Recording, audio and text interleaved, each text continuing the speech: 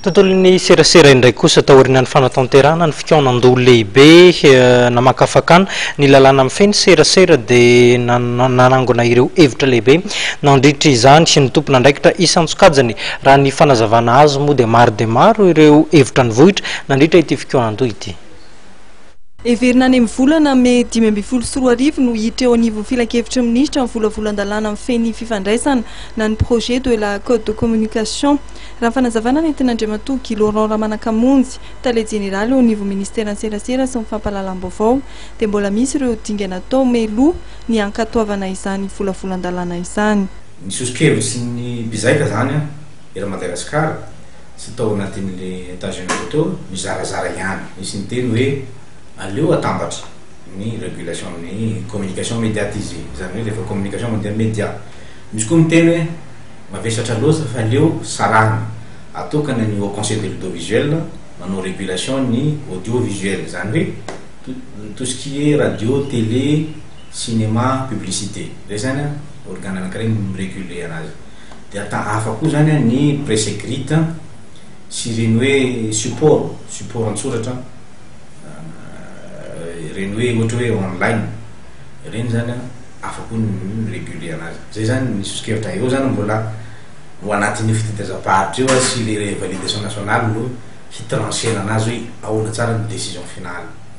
Ankoatr'izay moa zany eo amin'ny resaka vocation na radio misy radio à vocation thématique misy radio à vocation généraliste dia hoe tokony hoe samy manana ny cahier de charge amin'izay rehefa thématique ohatra hoe rehefa manao sport des programmes sportifiants atao rehefa manao culturel de culturel rehefa manao évangélique de évangélique fa eo amin'ny resaka droit à l'information zany eo no mampiasa hevitra hoe rehefa droit à l'information kosa vea dia oferana ny vaovao avoakan'ny mpanao gazety anatin'ireny chaîne thématique reny eo zany mbola misy hevitra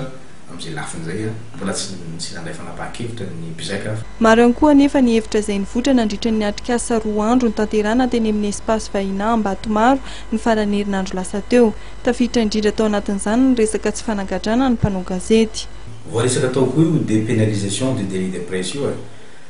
zany hoe nampitovy compréhension le atao hoe dépénalisation zay angamba fahitako azy samy ohatra satria nisy juriste koa tonga ao nisy manam-pahaizana nisy ihany koa ireo miasa amin'ny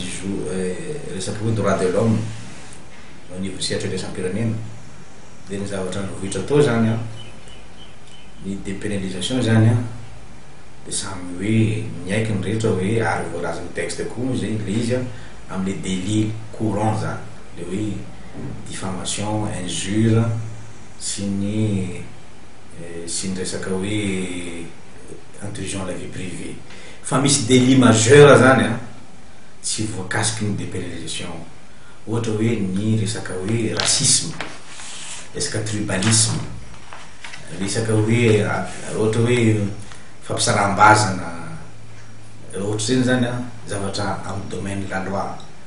mety mandeha amin'ny tsy voakasiky ity resaka code de la communication ity fa mety misy lalàna hafa koa no manasazany reny zany.